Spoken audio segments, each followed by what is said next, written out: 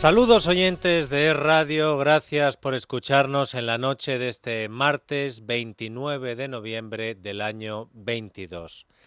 Tengo el firme convencimiento de que el gobierno de Pedro Sánchez se beneficia de que los escándalos se le agolpen y a los periodistas no sea casi imposible contarles la cantidad de incendios, polémicas y despropósitos que se desprenden de la gestión del Ejecutivo. Creo que incluso piensan que cuanto peor, más juntito, mejor. Y si puede ser durante el Mundial, pues a ver si hay suerte y la gente está a otras cosas. Así que una noche más, el equipo de este programa, La Noche de Radio, va a tratar de resumirles a ustedes, nuestros oyentes, a lo largo de todo nuestro programa, lo que ha hecho el presidente Sánchez y sus ministros en este día especial de la semana, que son los martes, día especial porque se celebra el Consejo de Ministros. Ya les adelanto que en estos primeros 25 minutos no nos va a dar tiempo a contarles todo lo que ha pasado hoy, pero gracias a el radio tenemos 3 horas de programa para hacerlo. Empiezo.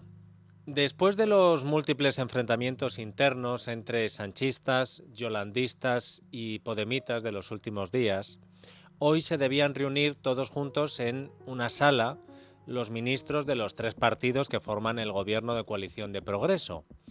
Hablo en condicional, digo que se debían reunir porque Yolanda Díaz, en medio de las presiones de Podemos, se ha ido a México. ¿A qué? A inaugurar la Feria del Libro de Guadalajara, México. ¿Qué hace la ministra de Trabajo inaugurando una Feria del Libro en México? Se reunió con Carrefour para arreglar la cesta de la compra, sin ser ni de agricultura, ni de consumo, ni de alimentación. No va a poder ir a inaugurar la Feria del Libro en México, en Guadalajara. ¿Se va a quedar también con las competencias de Miquel Iceta? Pues no lo sé. Después de ir a la Feria del Libro de Guadalajara, ha visitado la exposición 40 años de visibilidad LGTBIQ+, en Guadalajara y se ha reunido con representantes de colectivos de diversidad sexual y feministas trans incluyentes. Que tenga cuidado también Irene Montero, no solo Miquel Iceta, que lo mismo Yolanda Díaz se quiere quedar también con el Ministerio de Igualdad. Desde México, eso sí, Yolanda Díaz ha tenido tiempo para decir que está en contra de la reforma de las pensiones que ha anunciado el ministro Escrivá y está en contra porque se endurece el acceso a las pensiones, cosa que es verdad y que es justo lo contrario que prometió el gobierno de coalición de progreso que iba a hacer. Yolanda Díaz, como les digo, ha evitado cruzarse hoy en el Consejo de Ministros con Irene Montero gracias a este viaje a México. Y ha evitado cruzarse con alguien que ayer le dijo, Irene Montero, a Yolanda Díaz, que rapidito, que aclare rápido lo del proyecto político para saber si ella va de número 2 o qué va a pasar si va a poner a Errejón. La ministra de Igualdad, como no tenía hoy a Yolanda Díaz cerca, a quien le ha atizado ha sido al gobierno en pleno, porque cree Irene Montero que la ley de trata que ha aprobado hoy el gobierno del que ella forma parte es una ley insuficiente. La ministra de Derechos Sociales, Ione Belarra, que sigue de baja por maternidad, tampoco ha estado en el Consejo de Ministros, pero está de baja en la política activa. En la política de redes sociales, y Ione Belarra no está de baja, porque en Twitter ha colgado un vídeo criticando al PSOE por retrasar, dice sin motivo, la ley de familia que ayer se anunció que se iba a aprobar hoy. Pues no se ha aprobado hoy. ¿Por qué? Pues porque como Podemos criticó ayer la ley de trata del Ministerio de Justicia, el sanchismo ha castigado a Ione Belarra sin su ley de familia y ha advertido a Irene Montero de que la ley trans tampoco se va a aprobar si el Ministerio de Igualdad no se apea de la burra con lo de autodeterminación de género a la carta. Y por si a este caos interno le faltaran ingredientes, Pedro Sánchez ha decidido colocar hoy a dedo en el Tribunal Constitucional a su exministro de Justicia, Juan Carlos Campo, y a una asesora de Félix Bolaños en Moncloa, que estuvo antes en la elaboración del Estatuto catalán dentro del Gobierno de Cataluña y que es una firme defensora de la inmersión lingüística obligatoria en catalán. De estos dos nombramientos, Podemos dice que se ha enterado por la prensa. Y los dos nombramientos tienen varios comentarios. Por una parte, es normal que hoy Esquerra Republicana estuviera satisfecha con los nuevos miembros del Constitucional porque Sánchez ha colocado en este tribunal que debe juzgar cosas que afectan a los separatistas, pues ha colocado nada menos que al ministro de Justicia que aprobó los indultos y a una ex asesora del Gobierno de Cataluña que cocinó el Estatuto de Cataluña. Pero además tiene otro comentario el nombramiento de Juan Carlos Campo, porque Juan Carlos Campo es el ministro de Justicia al que se le coló el agujero legal en la ley del sí es sí, ley de la que hoy el Tribunal Supremo ya ha dictado que sirve para rebajar las penas a agresores sexuales. Y como premio, Sánchez ha mandado a este exministro de Justicia al Tribunal Constitucional para que desde ahí valide la constitucionalidad de otras leyes. El ministro de Justicia que no supo hacer bien la ley del sí es sí, ahora desde el Constitucional le va a decir a los demás cómo tienen que hacer las leyes. Los socios de Sánchez en el gobierno, es decir, Podemos, estaban que fumaban en pipa hoy, porque el PSOE vetó el nombramiento de Victoria Rosell para el CGPJ por tener un perfil político y ahora el PSOE coloca a un exministro de Justicia de Sánchez en el Tribunal Constitucional. Este hombre es insuperable. Y les he dicho esto que ha pasado, les he puesto este contexto para que ustedes entiendan lo que ha sucedido después en la rueda de prensa posterior al Consejo de Ministros, en la que han participado la actual ministra de Justicia, el ministro de la Presidencia y la portavoz del Gobierno. Félix Bolaños, ministro de la Presidencia, ha sido el encargado por Pedro Sánchez para hacer uno de los anuncios más sonrojantes y escandalosos de toda la legislatura. Y ya es decir... Comparezco hoy en rueda de prensa para comunicarles un acuerdo muy relevante que hemos adoptado hoy en Consejo de Ministros y que pretende renovar el Tribunal Constitucional y recuperar la normalidad institucional en nuestro sistema democrático. Para ello, para renovar el Constitucional, el Gobierno ha elegido a dos juristas de reconocida competencia, de indudable vocación de servicio público y de compromiso con la ley y con la Constitución. Son Juan Carlos Campo, que como saben ustedes es magistrado en este momento de la Audiencia Nacional, es miembro de la Real Academia de Jurisprudencia y Legislación, es doctor en Derecho, ha sido también vocal del Consejo General del Poder Judicial y ministro de Justicia, y también hemos elegido a Laura Díez Bueso, que en este momento es vicepresidenta del Consell de Garantías Estatutarias de la Generalitat de Cataluña, es catedrática de Derecho Constitucional, también es doctora en Derecho. Hemos elegido a estas dos personas, consideramos que son dos perfiles absolutamente idóneos. Pocas personas tienen un conocimiento tan amplio, unido a las trayectorias de ambos, un conocimiento tan amplio de la Administración desde distintos puestos y distintas administraciones y distintas visiones. Hacemos un llamamiento desde el Gobierno a que cuanto antes el Constitucional verifique los requisitos de los dos candidatos que hoy hemos acordado y también al Consejo General del Poder Judicial para que nombre los dos magistrados que ya con meses de retraso hagan que cumplan la Constitución, cumplan la ley y por tanto el Constitucional se pueda renovar en su totalidad. Pues Bolaños exigía al Constitucional que actuara cuanto antes, pues ha actuado. Pero no sé si de la forma en la que quería Bolaños, porque el Constitucional ha respondido de inmediato a este nombramiento, a estos nombramientos, anunciando que no los va a examinar a estos candidatos del Gobierno a la espera de que el CGPJ nombre a sus dos candidatos, porque el Gobierno también se ha saltado el orden. Lógicamente, el asalto al Constitucional, que es ya lo que le quedaba a Pedro Sánchez, ha sido una de las cuestiones sobre las que más le han preguntado al Gobierno en la rueda de prensa. La cara del señor Bolaños era un auténtico poema porque, como les digo, ha sido a él al que le ha tocado responder. La última renovación en 2021 fue pactada con el PP, fueron bastante polémicos los nombres del PP, Enrique Arnaldo y Concepción Espejel, pero no tantos los nombres progresistas, Ramón Sáenz de Valcárcel e Inmaculada Montalbán, porque no tenían ninguna vinculación con la política. Ahora está siendo muy polémico en estas horas el nombramiento, sobre todo de Campo, exministro de Justicia. ¿Por qué el Gobierno ha cambiado el perfil de estos nombramientos? ¿Por qué ahora se ha optado por nombramientos mucho más cercanos a la política después del debate que hemos tenido? Y en la misma línea, con todas las críticas que ha habido en los últimos años, el PSOE, las veces que ha criticado al PP por hacer nombramientos muy políticos, ¿por qué es la misma idea? Mire, yo creo que Juan Carlos Campo es una persona absolutamente acreditada para ser miembro del Tribunal Constitucional. Es un magistrado que inició su carrera judicial hace más de 35 años. Es doctor en Derecho.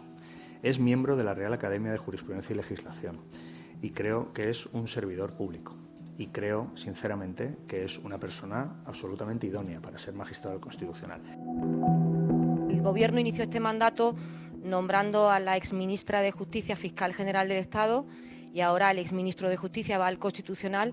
Me gustaría saber si creen que están contribuyendo a la maltrecha credibilidad de la justicia. Ustedes mismos han sido muy críticos con la politización e incluso llegaron a un preacuerdo con el Partido Popular para frenar las puertas giratorias en el ámbito judicial. Si creen que con estos nombramientos van en esa dirección o si la prioridad en este momento es ocupar puestos que compensen la presencia de perfiles conservadores en el tribunal. Que se nombre fiscal general del Estado a una mujer que tiene décadas de trayectoria como fiscal, pues comprenderá que resulta un nombramiento absolutamente idóneo. Que nombremos a una persona como es Juan Carlos Campo, con 35 años de carrera judicial, creo que también hace que sea un nombramiento absolutamente idóneo. En todo caso, creo que también conviene recordar que el Tribunal Constitucional no es un órgano judicial, no es un órgano jurisdiccional. Es, como dice la propia Constitución, el máximo intérprete de la Constitución. Y por eso tiene unas normas diferentes, porque su labor es interpretar la Constitución. Y por eso le nombran órganos que tienen naturaleza política, como es el Congreso de los Diputados, como es el Senado, como es el Consejo General del Poder Judicial, que es el órgano de gobierno de los jueces, o como es el Gobierno. Creo que conviene que esto también lo tengamos claro. ¿Qué responde a las críticas de sus socios que tachan lo de hoy de ejercicio de cinismo? Dice que se veta a Rosell y se usa una puerta giratoria para llevar a exministros a un tribunal. ¿En qué queda esa independencia de la que se habla aquí con frecuencia? No sé exactamente quién ha hecho esas declaraciones a las que usted se refiere. A mí le tengo que decir que cuando el Partido Popular habla de despolitizar la justicia, me parece que es un lapsus, porque es tanto como reconocer que la tienen politizada y la tienen bloqueada. Y por tanto no entiendo muy bien qué declaraciones pueden hacer a ese respecto.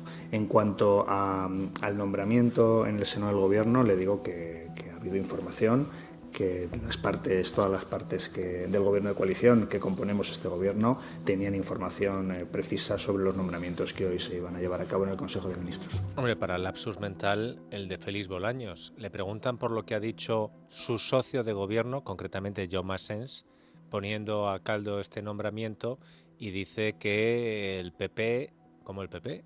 ¿El PP es su socio de Gobierno, señor Bolaños? Hombre, ya tirando de cinismo, pues haber hecho un chiste, haber dicho, es que no se le pueden poner puertas, entre paréntesis, giratorias al campo.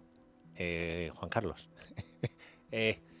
Yo también tengo mi parte de Luis del Pino y Carlos Cuesta en mi corazoncito. O a ver si en este programa el único que no puede hacer chistes malos soy yo. Bueno, les he dicho que en la rueda de prensa estaba también Pilar Llop. El otro día le preguntaron cómo se le pudo colar al gobierno un agujero en la ley del sí es sí de un tamaño tan grande como para que por él se colaran casi medio centenar de agresores sexuales beneficiándose de esa ley. Pilar Llop dijo entonces que ella no era la ministra de Justicia cuando se aprobó esa ley. Y efectivamente, el ministro era Juan Carlos Campo. De hecho, Campo hizo un informe en el que señalaba algunos de los despropósitos de la norma que había elaborado el Ministerio de Igualdad. Correcciones a Irene Montero que provocaron que Pablo Iglesias y Pablo Echenique salieran y se lanzaran sobre Juan Carlos Campo. Las mujeres en este país se les ha puesto muchísimas excusas.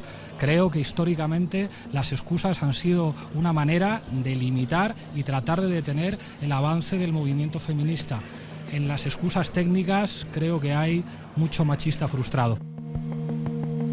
Creo que tiene que ver, bueno, pues con un pozo machista que todavía hay en nuestro país, que parece que cuando mujeres prestigiosas redactan una ley, pues hace falta que venga pues un machote, como te decía, a decir: no te preocupes, que yo te explico cómo hay que hacer las cosas. Oye, pues fue milagroso. Fue que Pablo Iglesias y Pablo Echenique llamaran machista y machote a Juan Carlos Campo, y el ministro de Justicia salió rápidamente a aclarar que la ley del sí es sí de Irene Montero y de todo el gobierno estaba niquelada.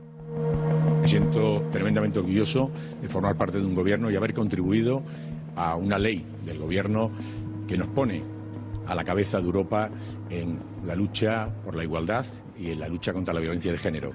Y en ese sentido, creo que desde el Ministerio de Justicia lo que se ha hecho es cumplir con su papel de Ministerio de Legislación y contribuir a que un buen texto impulsado desde el Ministerio de Igualdad tuviera los afinamientos propios que tienen que dar los distintos departamentos. Pero sí les puedo asegurar que es una ley del Gobierno y de un Gobierno feminista. Así que fue el Ministerio de Justicia de Juan Carlos Campo el que le hizo los afinamientos a esa ley para que fuera un buen texto legal. Hoy, con al menos 42 agresores sexuales beneficiados por ese buen texto legal y afinado por Juan Carlos Campo, a la actual ministra de Justicia, a la que sustituyó Juan Carlos Campo, le ha tocado dar la cara ante preguntas como estas.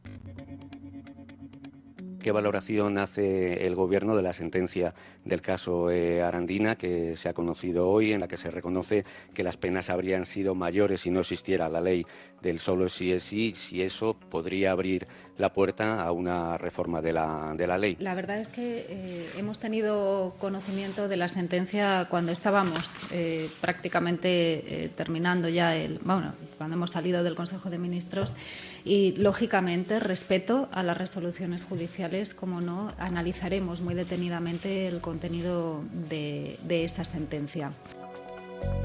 De sus palabras podemos deducir que no está en absoluto encima de la mesa tocar la ley del solo sí es sí, a pesar de lo pasado hoy en el Supremo. Vamos a ver qué es lo que ha dicho el Tribunal Supremo, porque lógicamente no hemos tenido acceso a la resolución todavía.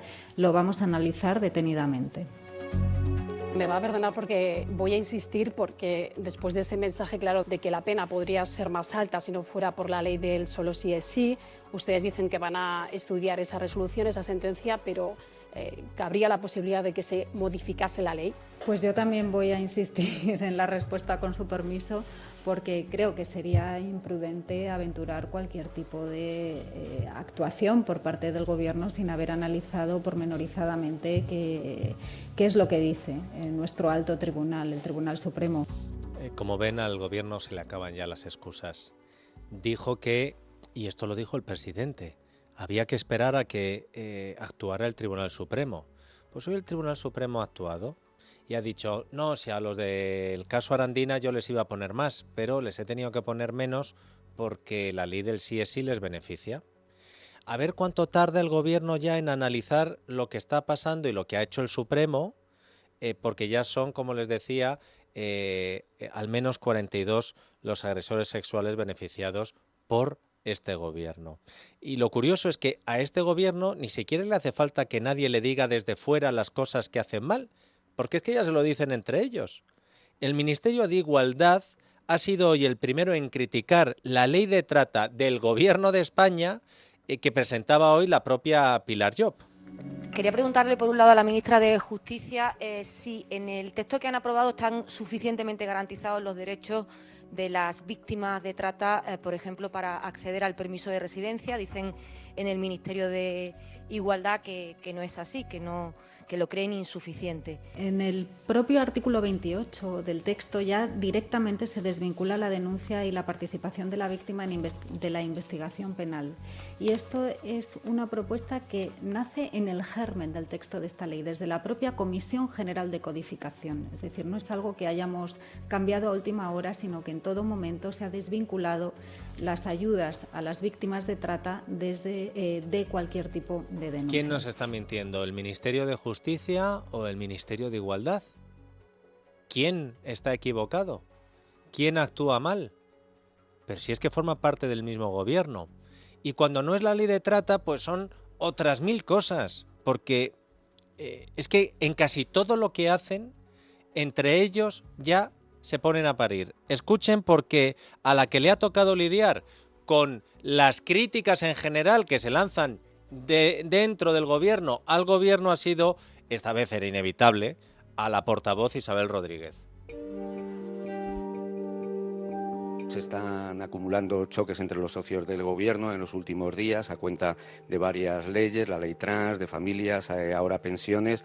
Se entra en un año electoral. ¿Ven sostenible esta situación o asumen que realmente puede haber un riesgo de ruptura? Yo creo que los españoles lo que valoran es el final de cada acuerdo de este gobierno y, por tanto, la acción definitiva del gobierno. Y en esos términos seguiremos trabajando en los próximos meses, porque aún queda hasta las próximas elecciones generales. Sobre el tema de la coalición, ¿van ustedes a reunir? Porque hay muchos, podemos hablar de los asuntos concretos, la ley de familias, la ministra Belarra está diciendo por qué se retrasa, no lo entendemos, hay varios elementos, la reforma de las pensiones es un asunto muy sensible del que usted ha citado, Podemos también está en contra. ¿Se va a reunir el comité de crisis de la coalición o algo? ¿Está la situación a ese nivel como para intentar centrar el tiro? No veo necesaria convocar ningún encuentro adicional, puesto que el Gobierno de coalición está permanentemente en contacto. Esta mañana mismo, en su reunión del Consejo de Ministros, ayer tarde en la reunión de la Comisión Delegada de Asuntos Económicos, el próximo jueves en la Comisión de Secretarios de Estado y Subsecretarios, trabajando todos estos asuntos que están en carteras y sobre los que hay una fase previa deliberativa y una fase de conclusión, que es la que finalmente llega a la mesa y es aprobada por el conjunto del Gobierno. Por tanto, nosotros no entendemos que sea necesario nada adicional en un momento en el que, además, como les decía, estamos en un momento especial de final de ejercicio. Sobre las tensiones entre los socios de coalición, aunque no vea necesaria la convocatoria de esa comisión de seguimiento del pacto, quería saber, respetando las deliberaciones del Consejo de Ministros, si han hablado entre ustedes para rebajar esa tensión y resolver las diferencias de puertas para adentro. Insisto también en la respuesta que le di a sus compañeros. La tensión que mueve al Gobierno es la de atender las preocupaciones de la inmensa mayoría de los españoles y de las españolas. El Gobierno no reúne el comité de crisis de la coalición porque el Gobierno en sí ya no es otra cosa que un comité de crisis permanente. Si es que todo lo hacen en crisis.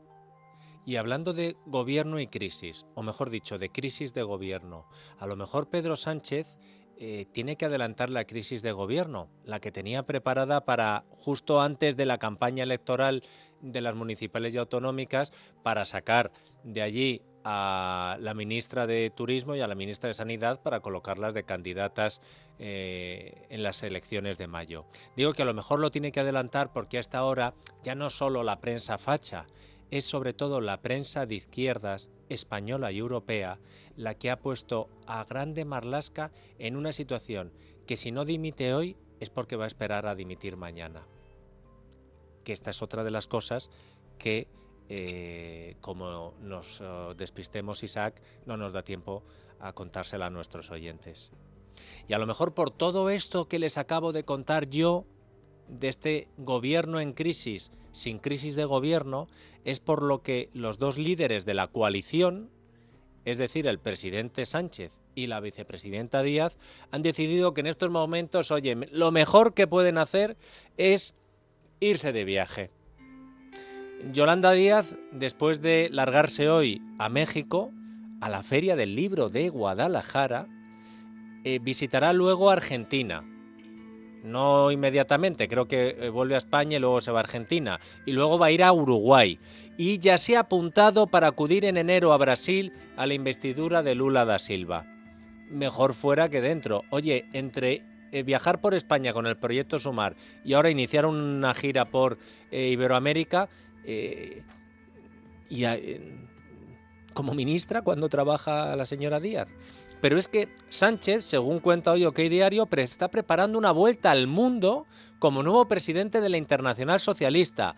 Brasil, también a lo de Lula, Cuba, Chile, China, la India, aparecen como paradas de esta gira mundial que se haría ya a comienzos del año, según la citada información que les acabo de mencionar. Oye, esto es solo percepción, no información. Todo lo demás que les he dado es información. Esto es percepción.